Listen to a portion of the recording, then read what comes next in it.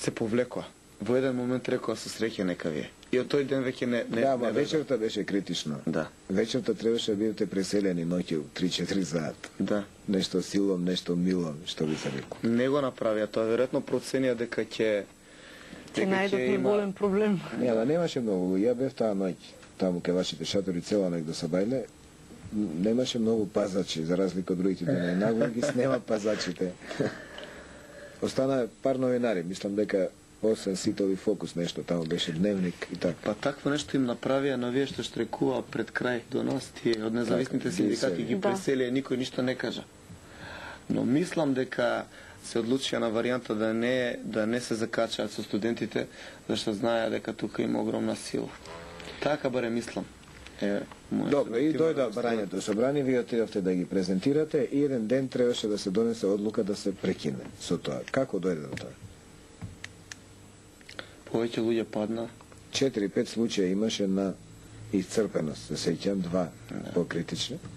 Очигледно беа дека навистина беа глуви и никако немаше да реагираат на се што и да прават. Но како се договоривте, доста е да се одиме дома, до овде беше денот. Повеќето беа во државна, кој се сеќава на Филип. Нели тогаш истата ден бевме и јас и ти таму. Да, беше ти. Да.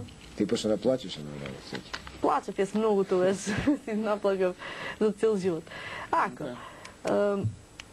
така беше, останавме од организациониот одбор малку.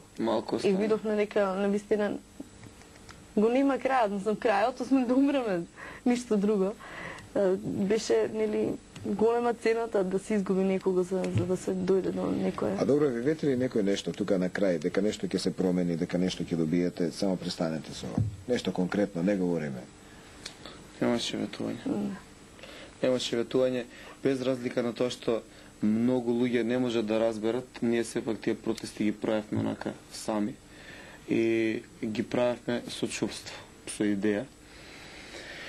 И едноставно не се потроши идејата, него свативме дека оваа власт нема усул, би рекол, нема никакво чувство. И навистина можеше се случи да некој настрада. Јас се сеќавам дека еден од учесниците во штрајкот го голтна јазикот и многу лесно можеше да биде се задуши.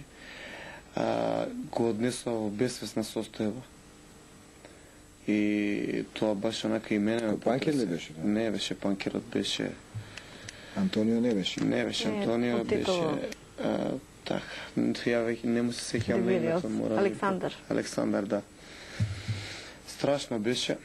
Еден ден ми се чини дека 5-6 од нив се најдоа на токсикологија во исто време.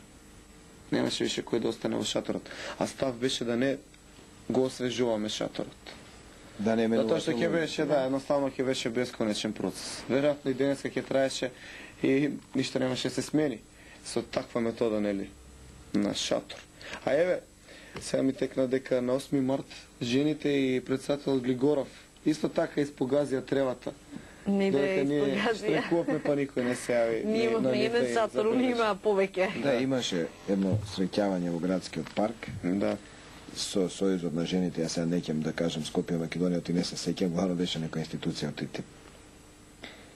Добро, што очекувавте кога завршите? Што очекувавте? Или беше од све преку глава?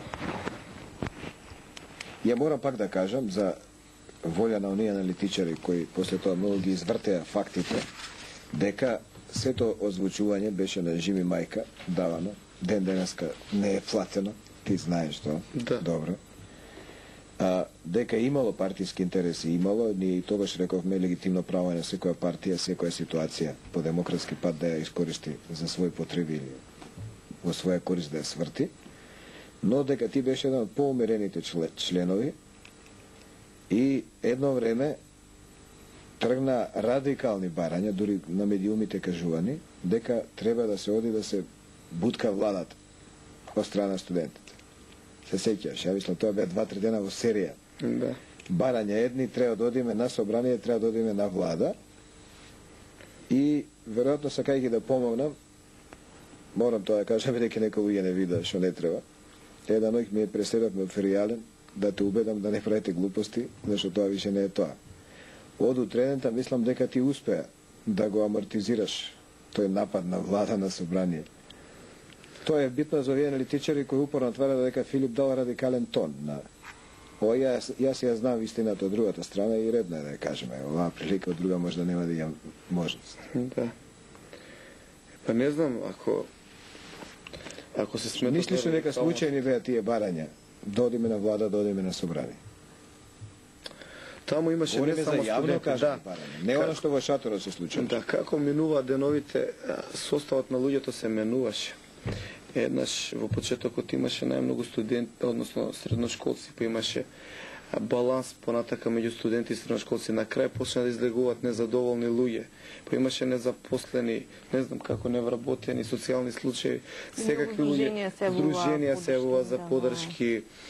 И едноставно низ деновите се менјаваше составот на луѓе кои што ги поддржуваат тие протести. Така што кога на месечини на 16 март говоре во парламентот, каде што може би бев радикален, меѓутоа тоа беше онака 11 ден од штрajkот со глад и